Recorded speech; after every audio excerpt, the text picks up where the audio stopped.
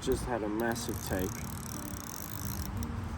And that's the nice thing about method feeder fishing, is you know when you've got a fish. They don't play around.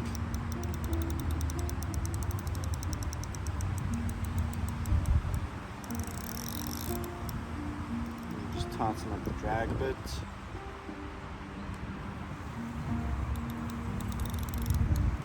And you always make sure that line is tight.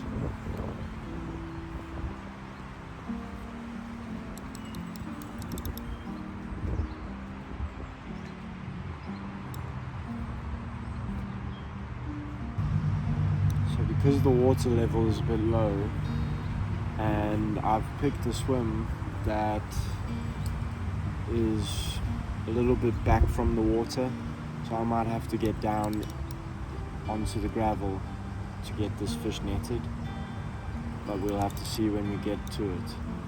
Maybe I can get it from here, but I don't want to be hurting the fish or anything, so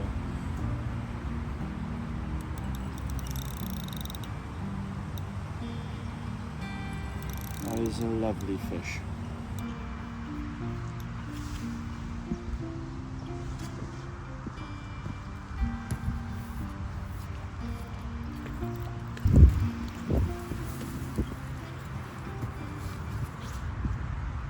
All right, Pinhead, your time is up.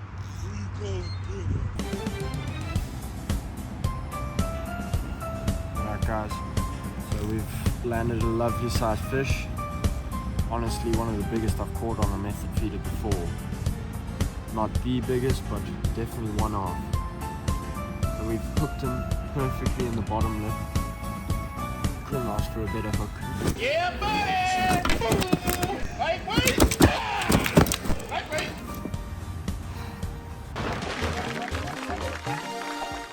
That is a lovely pop.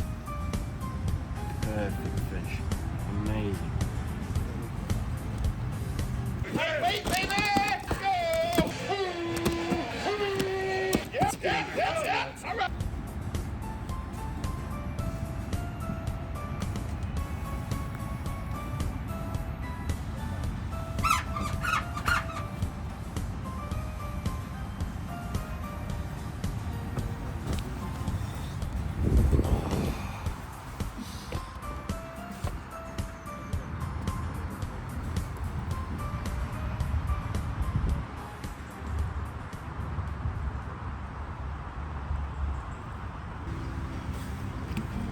That fish absolutely nailed me.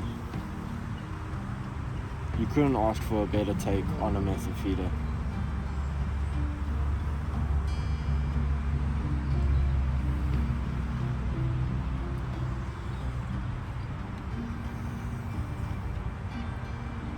Look at the state of that. That has taken chunk out of there properly. So without further ado, let's get this back out there so that we can catch another really amazing fish. So that was on the ground bait on top, so I think I'll go again on ground bait on top and see if that carries on being good. Otherwise, later on in the session we'll just carry on with different tactics, chop and change and see what works in the moment.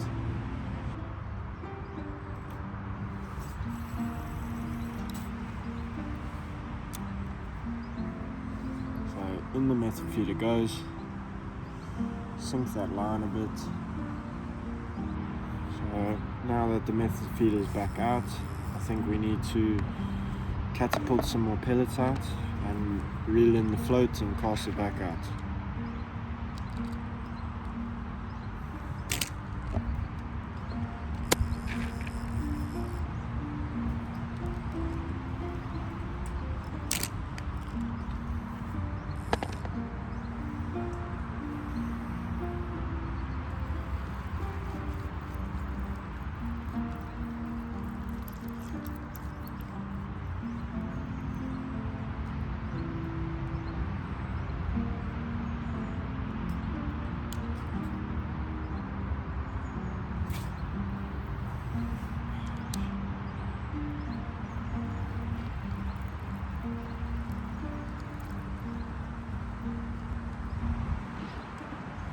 bait. So I'm just going to be changing it up on this cast.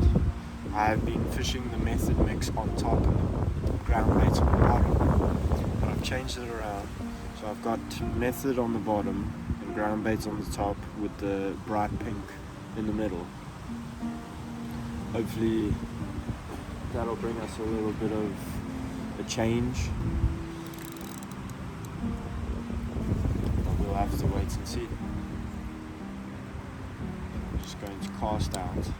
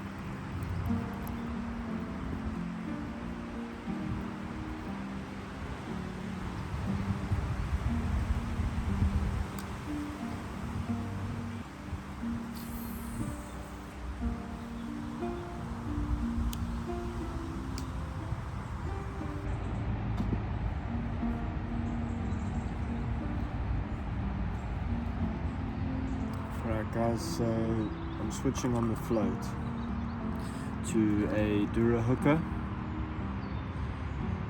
So I'm using Swim Stim Dura hookers. It's an F1 Sweet, which I've had a lot of success on. The only problem with them is that once a fish goes for it, it's off your band or your hook, whatever you do. So it's pretty much a one fish type of bait.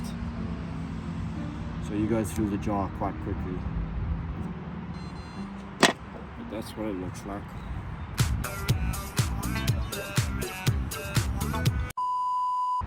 Nice green, almost like an olivey green. And then what happens is when it goes in the water, it starts leaching and it just lets all of that sweet off, and it just goes out and it attracts the fish more, which is quite nice. How could they be dangerous? They're covered with free cheese! Here we go.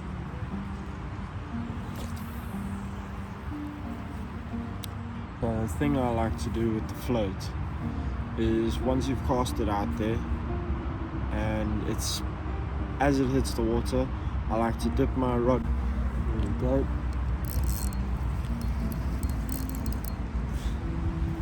No time to explain, just fish on, and that's how we do it.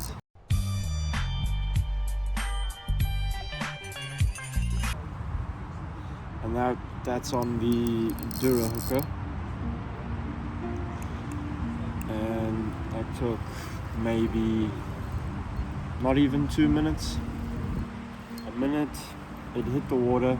I pumped it 3 times on the reel, and then I was in.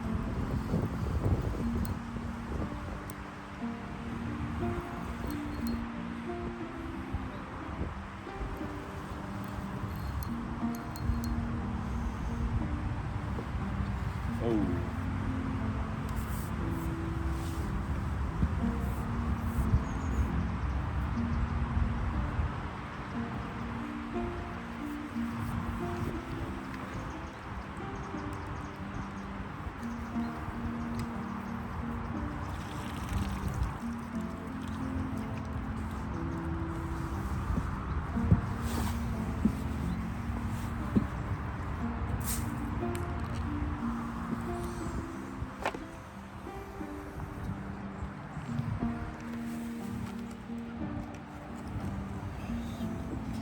So not what we were after, but a fish is a fish, and it's a nice slimy bream, quite decent, one of the biggest ones I've caught. Oh, brother, this guy stinks! So there's that, and dealing with bream. Ugh. Brother, ugh. What's that? Everybody knows.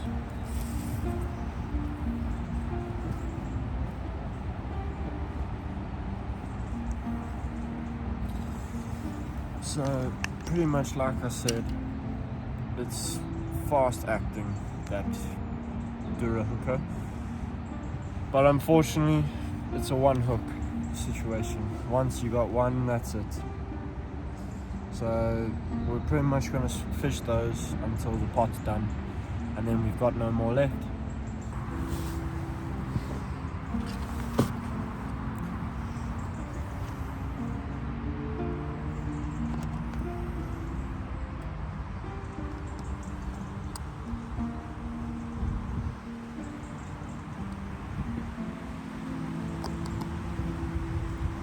Two hours later.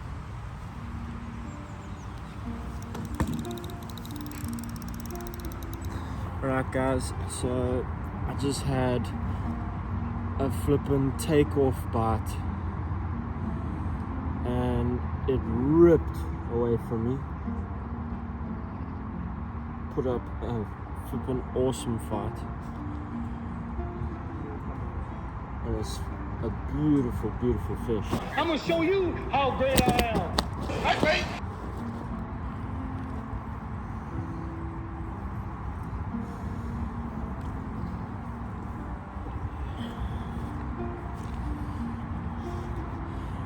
Switched back onto the krill and it paid off. An absolute stunner of a mirror. Beautiful fish.